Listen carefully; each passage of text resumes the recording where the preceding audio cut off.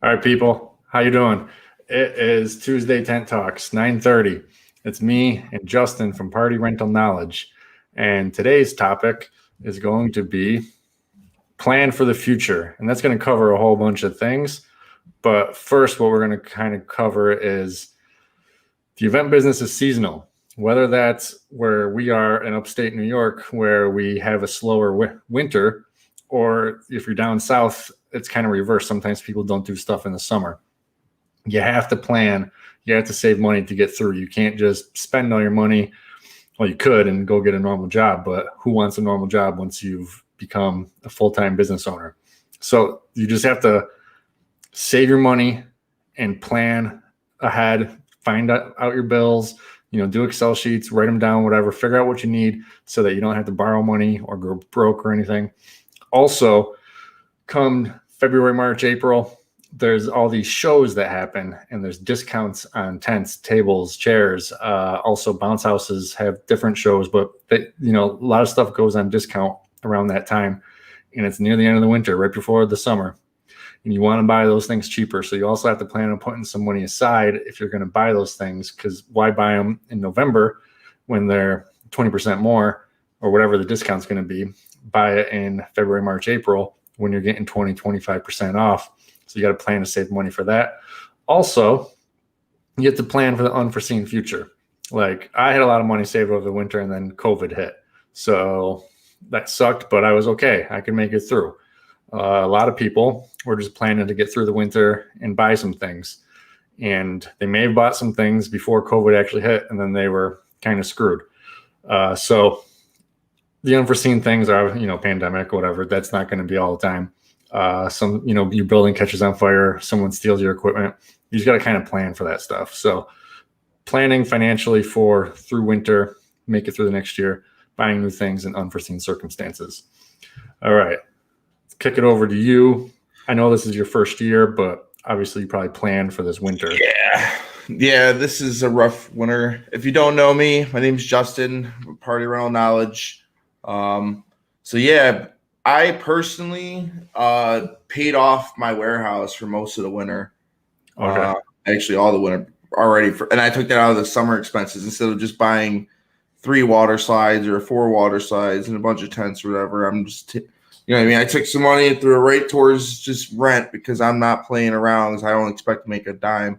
But then I also got the snow plowing on the side too to keep making money. Right.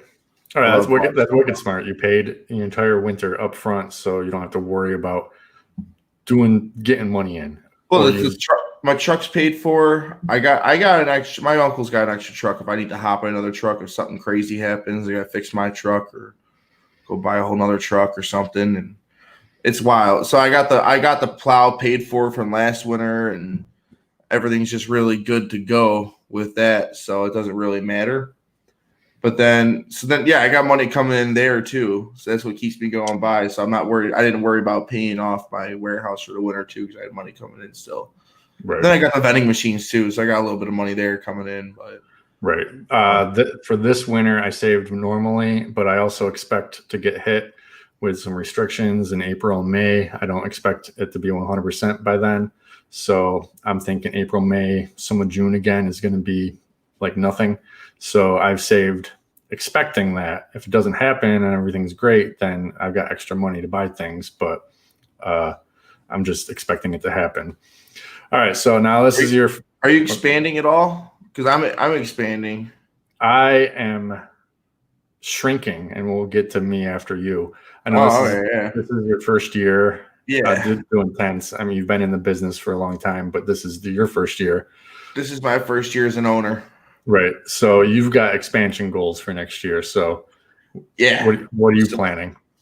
I bought 2 water slides from Jump Orange. I got this giant 19-foot water slide. It looks like an astronaut. And then I got this just 15-footer it's a jellyfish. And the reason I already have another 18-footer or 19-footer or something like that. So what I did, I didn't want to just buy 2 because I wanted to try and go narrow my market down a little bit so I have different price ranges because there's people that didn't want to spend the $350 for the water slide. I'm actually probably going to raise my prices too next year. All right. That's a whole So nother story. you're trying to expand your market by having more options at different price points for next year. Those units are really flashy. Like the ones like just got these giant jellyfish on it, and the other one's got like it's just a giant astronaut with these space like these planets on it, and it's very gender neutral, both of them, and they just like they're I think they're worth more a little bit because of the flash of it, the wow factor. I don't know.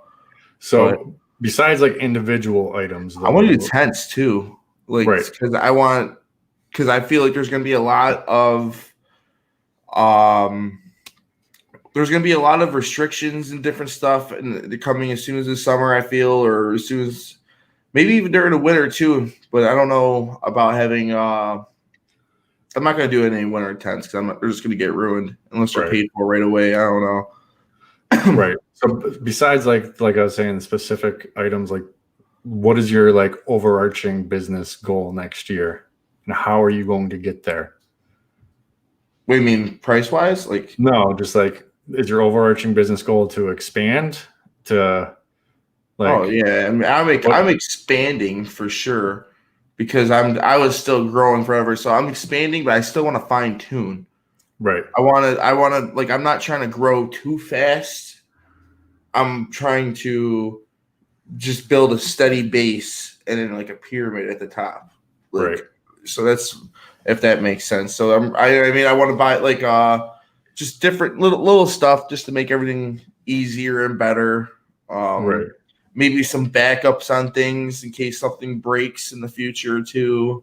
And then I'll worry about expanding to the point where like another truck and then maybe an extra area. And if it gets to that point where just another warehouse maybe or something just stupid, but that's years down the line or something like that. I'm thinking for right now, I'm thinking fine tune the inventory. And then as soon as the events start coming back for corporate, that's a whole nother story. Because if that starts hipping next year, I'm going to start trying to dip in that market as well right away. But I'm not counting on that. I'm not even looking forward to it. I got a couple of event pieces now, but I don't have it in my business budget to start trying to go for larger events next year. I'm going to try and I think it's smarter to budget that other places.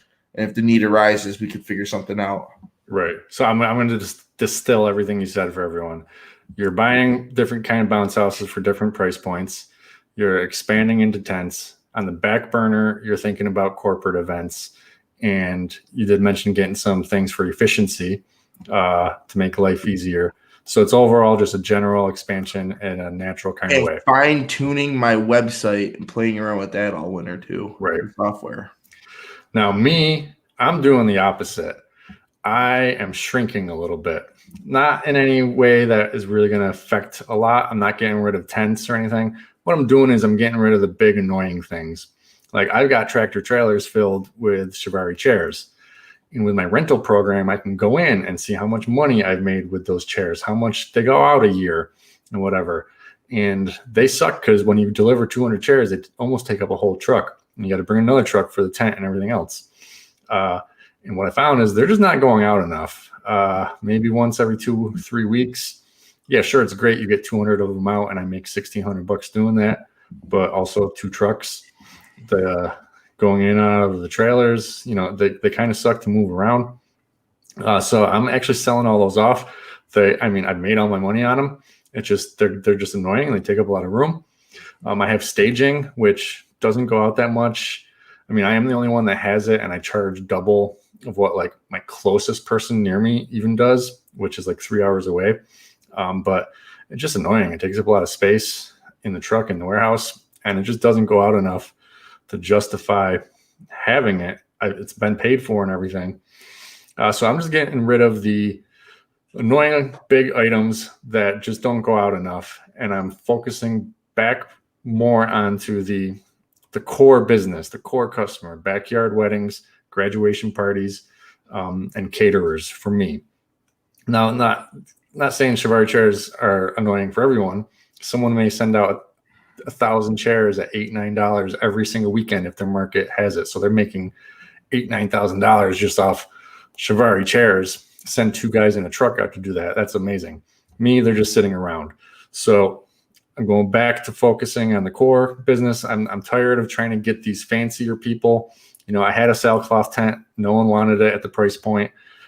People call for clear tents every once in a while. There's no point in me having these things.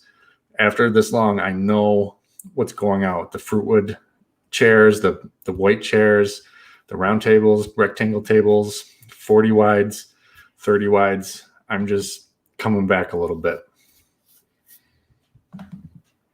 Smart and right tech guy. I know that girl. But so anybody got any questions? Yeah, this was, we always just start off a topic to keep it going, but please submit questions. Randy, please tell me your plans for next year. I'm pretty sure Randy's going to be buying a 40 wide. At least that's what he keeps talking about. Randy was thinking about getting a bounce house the last time I talked to him. Was he? Yeah. Wow.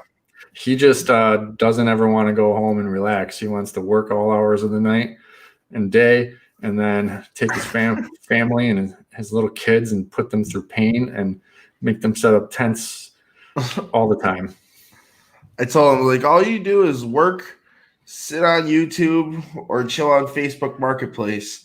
Oh my God, he's so good at Facebook Marketplace. He sends me things. There's so many good deals. There's so many good deals, everybody. Like, you'd be surprised the things, because there's other rental companies, the small guys, because there's a high turnover rate in this industry. So you'll find people just selling things. That's another thing to go look for in the winter too. If you are looking to try and buy something, the wintertime, there's all these sales going on. So anybody that's selling something, they want to either get rid of it. So you got to beware. Buyer beware always when you do this too. But you know what I mean? If you can go if it's near you and you can physically go see it and it's worth it, and you can, you know what I mean? So there's companies that just decide, oh, you know what? Next year I'm not doing this. And right. But they had a good water slide they bought the year before. And you get to pick it up for cheap. One thing to look for on Facebook Marketplace or Craigslist is wine barrels. You can call up places that make wine barrels, but you're paying new prices for them. Or someplace that, like a winery, they're still selling them for kind of expensive. I find people all the time, like, most of my wine barrels I bought for like $80 each. And I bought tons of them one time and I flipped them for $150 each. But I kept 10 of them and I rent them out for $45 a piece. So Facebook Marketplace, fine wine barrels, they seem like a weird thing, but people will rent them from you all the time, whether you're going to put like a bar top on them or use it as like a cocktail table, or they'll put flowers and stuff on them. We got a question from Melinda. Is it still a profitable business with COVID? Yes, Melinda.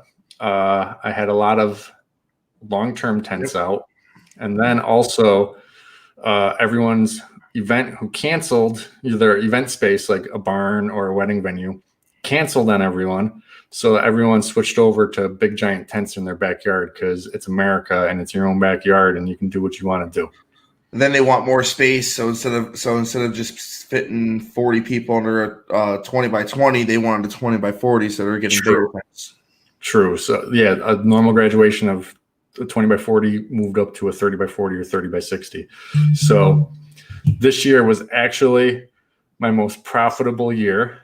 And it's weird. I'm going to have to like examine why, but expenses were less because I wasn't buying stuff and whatever. All right. We got a lot of comments coming in. So here we got to go. Don't miss the ones in front of that one. Okay. Randy, yes, he's planning on a 40 wide. He bought several small companies out, ended up with more frame tents and some 10 by 10 and 10 by 20 frame tents. Yeah, he sent me those pictures. So Randy's always expanding. Polsky Orchard. Yeah. Do your employees work on a W-2 or 1099? All my employees work on a W-2. 1099s are weird. There's probably some states where you can consider them an independent contractor, but generally you can't. They're working for you. They don't have their own insurance and things like that. That's what a contracted employee kind of is. Like, they've got themselves covered. That's not the way it goes in at least New York State. Let's see. How will you deal with an influx of tents after COVID is done, due to so many places buying them for an outdoor sitting? Oh, interesting. Okay, so there is a bunch of restaurants that bought tents. I think that they'll probably keep them because they will understand now that they can expand their dining, and people are used to it now. Just like people are used to working from home, so offices will get smaller. But then there will be a lot of ones to buy on the marketplace or Craigslist. So keep an eye out. Also, that's awesome.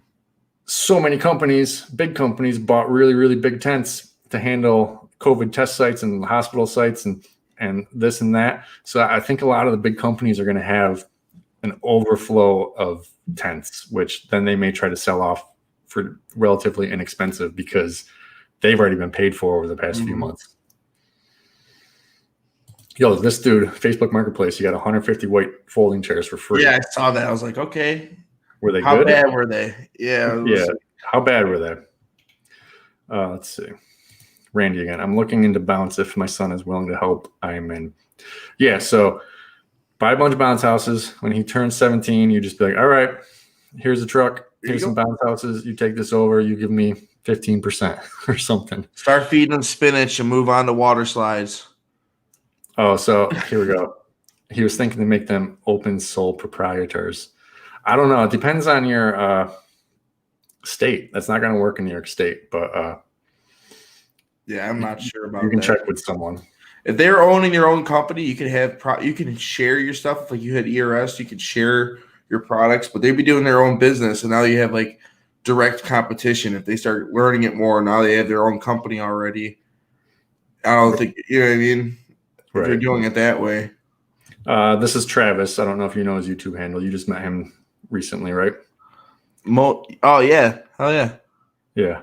Did you guys go out to eat or something? I'm about to bring him my my dolly, my electric dolly, because he might actually just take a look at it and fix it for me because he messes with them and stuff like that. He actually he does the tent rental, but then like he also does like the other rental stuff too, the equipment rental and stuff. He's thinking about getting out of it because it's more pain in the butt than this. Yeah, there's one thing he said was really good though was the lifts, the tow behind. You just hook it up to a truck. Oh yeah, those are worth money. Yeah, those chairs were B condition. That's fantastic for like whatever. Yeah. Okay, did you know this dude? What up, Justin? Chad Burkholder. Yeah. Oh yeah, Chad's cool as hell. I was talking to him last night. He was in the Event Hawk group and all the other groups too. Right. He says you're all over. You're all over. Yeah, Justin's hustling. Yeah. I'm hustling but make no money at all. Right. It's like spend all my time doing this stuff for the most. If it was snowing, I'd be doing this less. So I'm trying to like just get out there as much as I can, and I don't know. I'm single. Do whatever I want, really. Right. We got like it's going popping on comments tonight. There we go. How many viewers can we get? I don't see that in here. Yeah, you can't see it. I can see it. It's only at 16, but it's still popping. That's cool. All right. We got an insurance question. This is also something you got to plan for every year because it may go up. So you have to plan that your insurance may go up. If you make more money, it's going to go up. Also, they just generally try to give you a 5 to 10% increase in your insurance premiums no matter what. And then you can call your insurance agent and be like, yo, this is bullcrap. Why are they giving me this and that and that and that? And then they call the insurance company and then they're like, all right, instead of an 8%, they're only going to do 4, or they're going to keep it at the rate you had it last year. So when the insurance company tries to give you higher rates, call your agent and complain about it or whatever. You can't complain about it if you make $100,000 more, your insurance is going to go up. But if you were about the same and they just try to give you that automatic increase, call your insurance agent. Let's see. Back to Polsky. It's for the 1099. Yeah. But if you hire a guy with a truck as a subcontractor to deliver your stuff, then he would work on a 1099, has his own business, right? He would have to have his own legit business set up, but you're not going to be paying him minimum wage. He's going to want way more than minimum wage. It's going to be cheaper in the long run for you to hire some dude. Like if you he had his own business set up, so if he learned enough, he can just start expanding and doing his own thing. What happens when he buys a bounce house and he stopped getting the bounce house from you because he's got his own business. Exactly. We got a $10. Well, not we. I did. We're splitting it. It's Canadian, so it's like $8. Think this is less for Australian. Fred, should I work for a tent rental company in order to gain experience before I start this business? I did. Justin did. Not a bad idea. A lot of people did. Yes, I would say if you can work for one summer, yes, and pay attention. Don't just take what they say for I don't know what I'm trying to say. For granted. Or don't just believe everything they say. They may be doing something dumb. Just pay attention to what they do dumb, what they do right. Watch all the videos you can. There's a bunch of people talking about the event business now. So take all the best from everything and put that in. But yes, it'll teach you how to, like, if you're going to set up a 40 wide for your first time and you never did, you're going to be there all day. It's going to suck. And if no one's going to hire you, call someone. It doesn't even work out. Call someone 4 hours away and say, hey, listen, I'll work for you for free. I'm 4 hours away. I'm not really competition. Let me come out for a few days and set up tents. Also, I don't know where you're at, Fred, but you can come work for me for free for a few days or a week or whatever. Fred, comment where you are. Oh, he's in Philly. If you do the 4 hour away thing too, it's funny because like my buddy's in Binghamton. He's 3.5 hours away. And he like randomly, because just doing Facebook Marketplace stuff and what, like he'll get people from Buffalo hitting him up, and he'll just be like, "Hey, somebody's in," you know what I mean? Like nobody in Binghamton. I get New York City stuff sometimes, but like nobody in Binghamton hit me up. I'd hit him up. But it was just funny. He called me the one day. Right. He already owns a tent business with little experience. Should I still work for another? I mean, if you have time, yeah. Or like I said. Yeah, go take a day and go look at, you know what I mean? Take a day off or something. Take a day and go off. He's in PA. That's not far from me. You want to come up one day in the summer? I do big tents on Wednesdays, medium tents on Thursdays, and small tents on Thursdays and Fridays. So whatever you got in your inventory, you want to learn something, just come up. I don't pay you. I make fun of you. You can make fun of me too. You better show me pictures of your mom, and then we just work. And I'm just kidding about the mom thing, but yeah, you better show me pictures of your mom. See his eyes up close in person. That's a whole thing we won't get into. I have these weird tattoos. Eyeballs. Oh, congrats. Oh, I just had 3,000 subs. Must have just happened. Thank you. 3,000. I actually got 100. Did you? Nice. I'm at 100 now, yeah. Right. Oh, that's cool. That was my big reveal tonight, and you just trumped it. Oh. No, I'm just playing. 100 is big.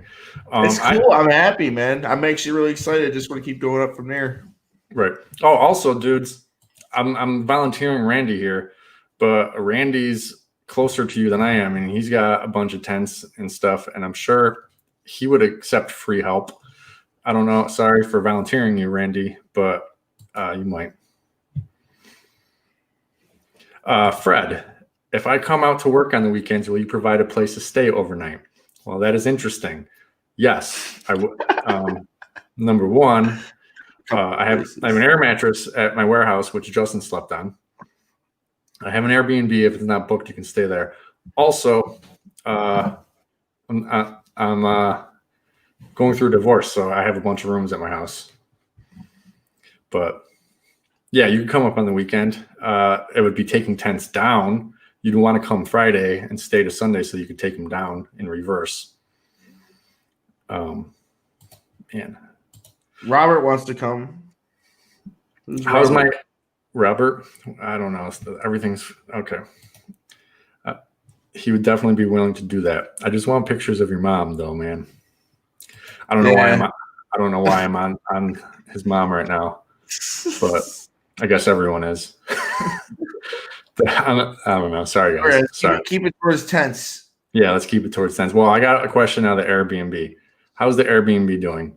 It's doing great. Someone canceled their Thanksgiving thing, and one day later, which is today, someone has booked Thanksgiving. You know, they're coming tomorrow. They booked today to come tomorrow. It's crazy. That's wild, actually. Yeah, and then someone canceled December 7th, 8th, 9th, 10th. And, you know, we panic when these things happen because we can just see them dropping like flies. That's just what I envision. But then like 2 days later, someone booked for the same days. Like, every time I get scared, but it's always like, hey, it's happening. People are still booking. There's still people going to come because it's still just their family. Like the people coming for Thanksgiving, I think is only 10 people. Hot on Airbnb too, ain't it? Yeah. Like, it's got to be because like the way you described. Is it better to call or email you? I'm definitely interested. Just go find my Instagram. It's linked in most of my videos. Message me there, and then I'll give you my email address. You got the Patreon too. Yeah, I have the Patreon as well. So I set up the Patreon to like focus on, because I can't answer everyone's question all the time everywhere. So Patreon is like a way to focus and really give good answers to people. I was just at the Harley Davidson dealership. I was delivering tables, and then I ended up buying a motorcycle too. But I was just sitting there waiting, and some guy called me and was having problems with his tent, and we just talked about it. Here's a good question. Do you let customers pick up tents or inflatables and let them set them up by themselves and then bring them back to you? I do not. I know there's some companies that will rent out the inflatables or tents. Tents is a lot harder because like you got to know what you're doing. Otherwise, it's going to look like junk and be dangerous. So no, I do have some 10 by 10 pop-ups that some people have picked up before, and those are kind of easy.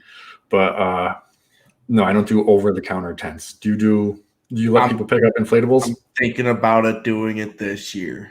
Just probably the smaller ones, though, right? Not like not the insurance companies won't even want you, and they'll drop you like a wrestler in the chest, like real quick. You don't want to do that. You never even look at a water slide, let alone some of the weirder, your bigger units. No, and I want to fit into a truck or small SUV type style ones.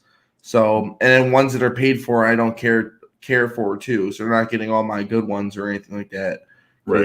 I'm not trusting, but there's a company by me, excuse me, but they do a lot of that. So I can, and nobody likes that company. So I'm sure if I do it too, I can. It's $100 though for a small one instead of paying $150 for delivery.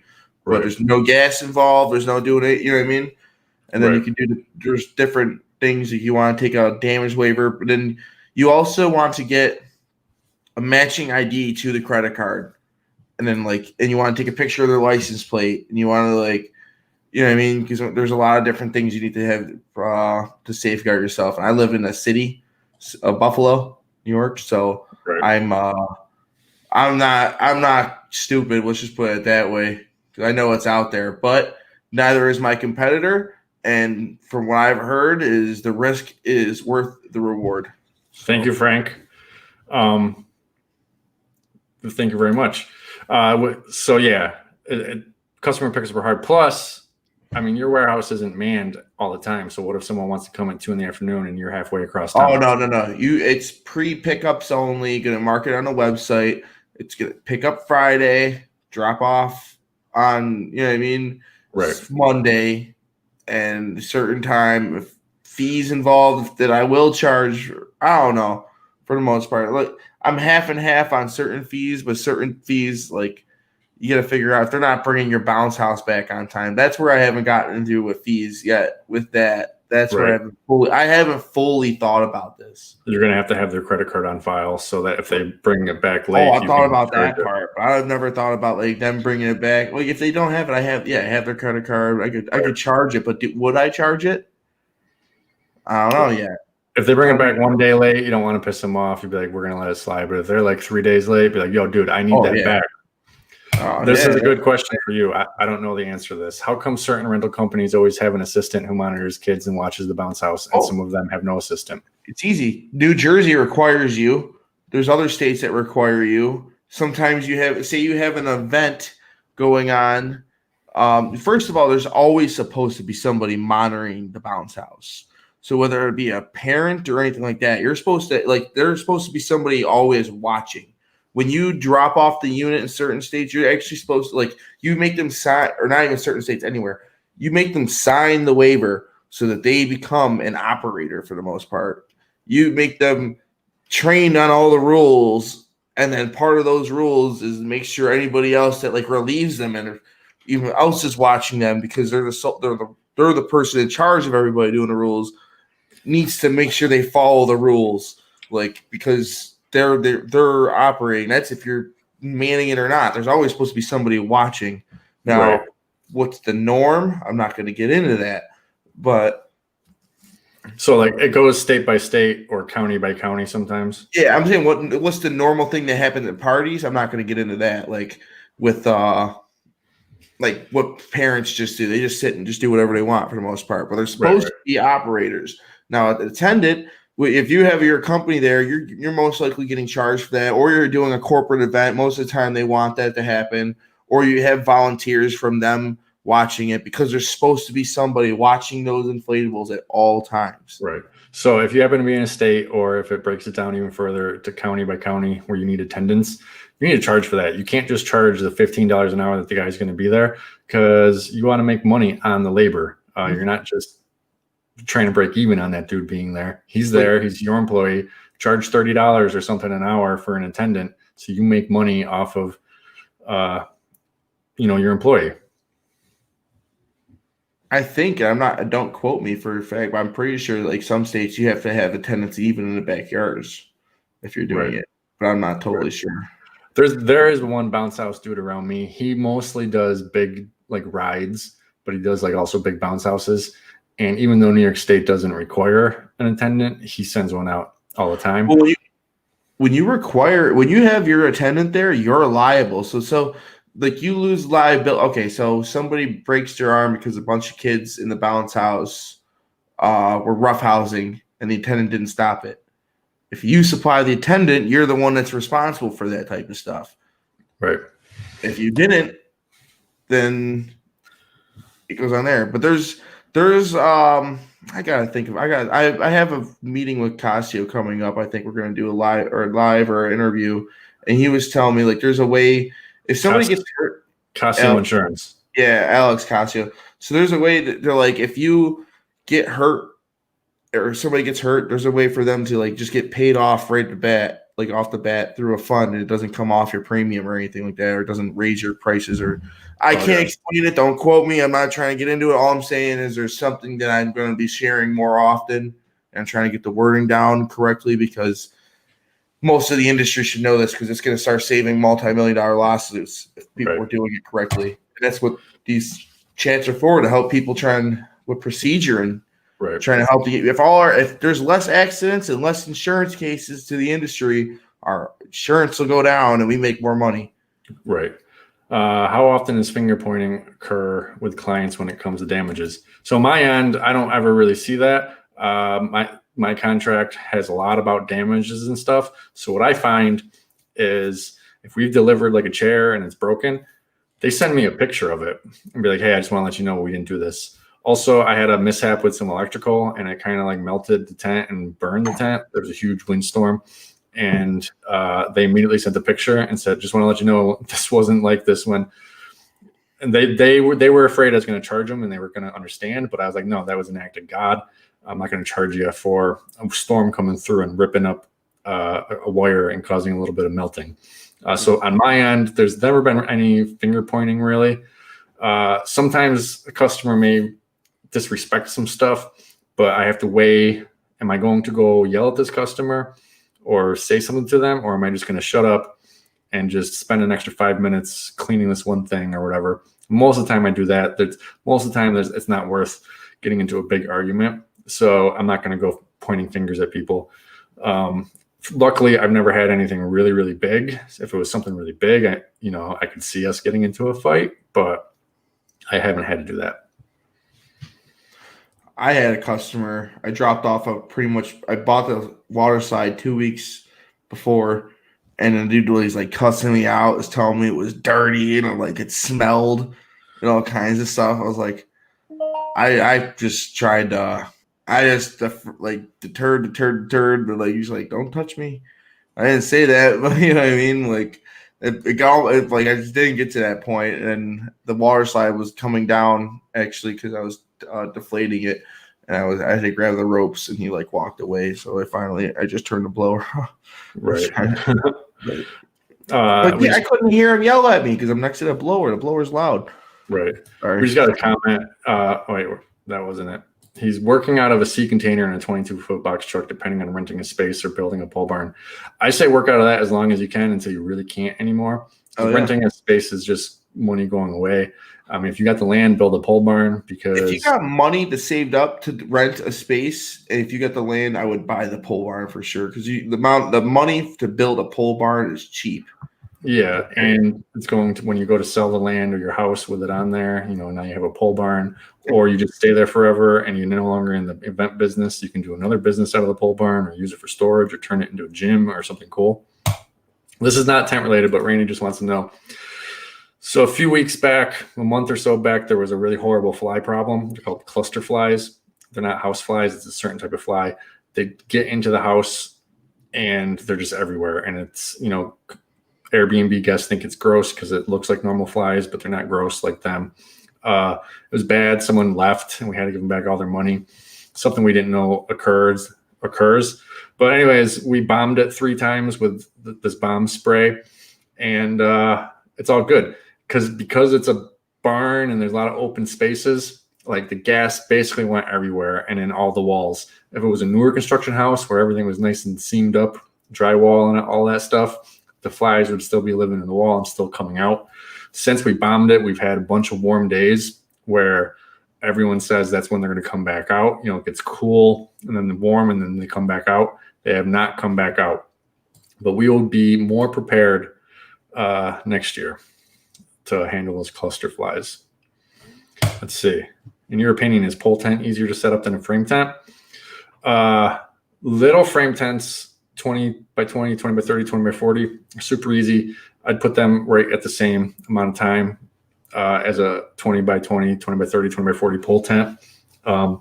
Big frame tents are annoying. 30 wides and 40 wides. Big frame tents suck. They take more crew than normal, than just a normal regular pole tent of similar size. So big frame tents suck. Also big pole tents suck too, but I would say they're a lot easier than a frame tent. You kind of need special equipment. You need a jack. You need more tools. Big ones, yeah, for frame tents. Yeah, and then once you get into big frame tents, having some sort of forklift or tent ox would be good.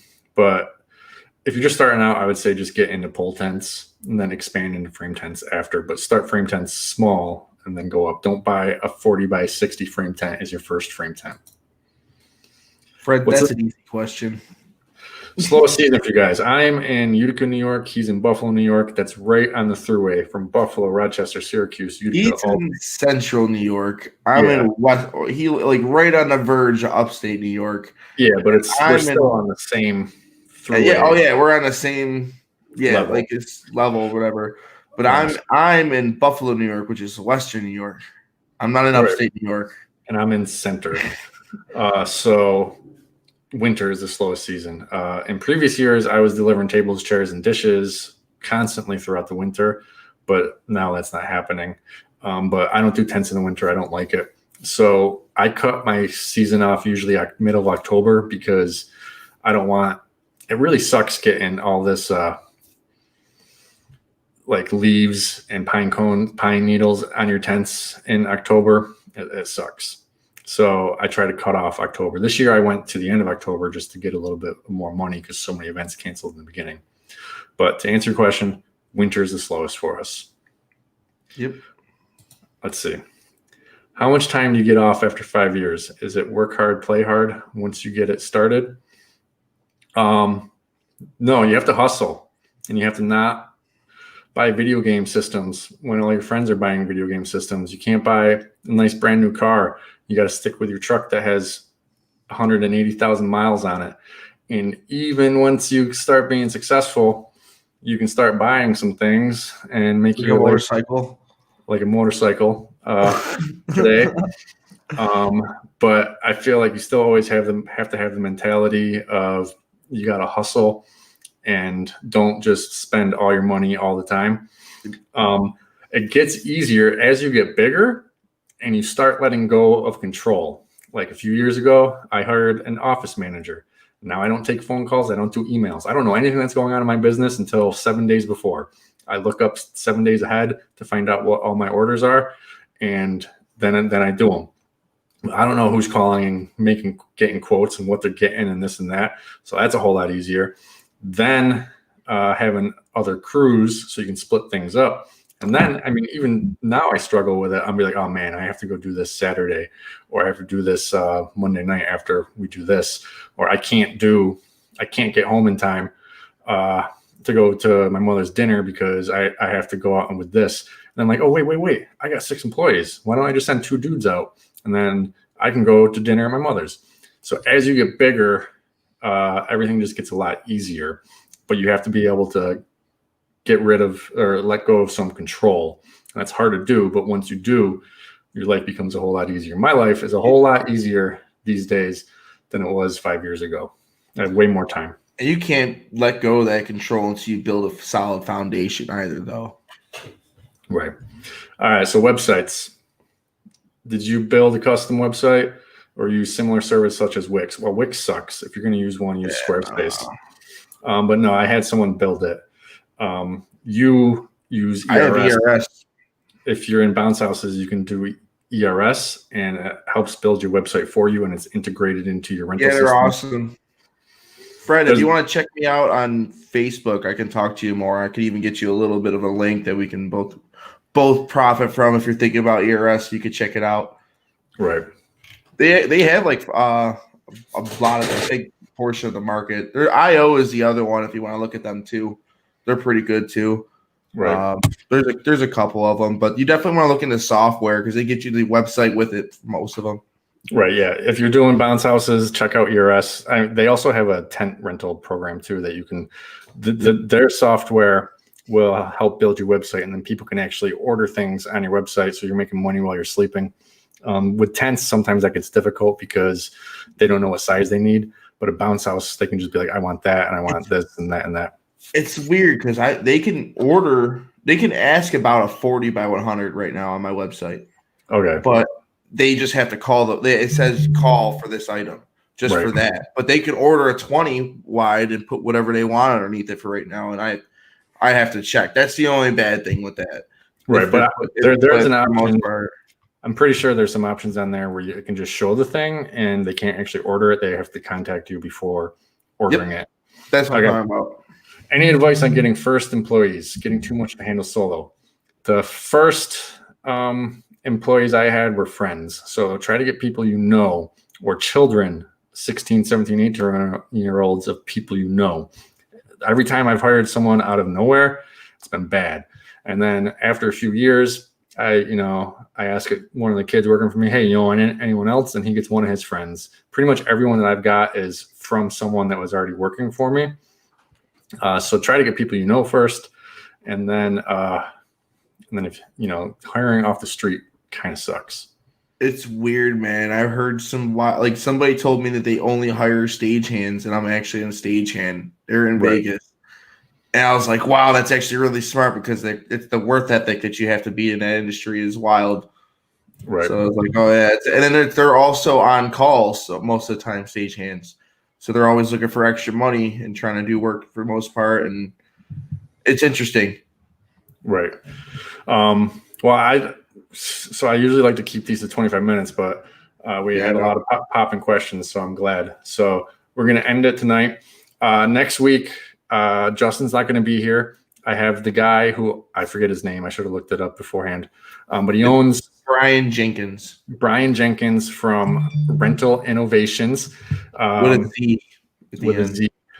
He makes stuff to protect your equipment. So we're going to talk about protecting your equipment and the kind of things he's come up with to make it easier for you to recognize things on the shelf just at first glance. Really going to try to stick away from trying to make it like a sales pitch. I just want him to talk about his products, which, he's talking about his products and then you may go buy them, but he's not coming on to be like, yo, go buy my stuff. He's going to talk about, what he was thinking, why he's doing this and how these things can help. Brian had a rental company he'll tell you long, but for many years, and he actually sold it for a bunch of money and still liked to be in the industry. So he decided to do like products manufacturing for the industry and he just thought, oh, how am I going to make these things better? So that's that's his business model, or whatever, in a nutshell. Right. Well, check it out next week. So we'll get that on, and Justin can just watch from his couch. Yeah, go check it out. All right, guys, everyone, thank you very much, and hopefully I'll see you next week.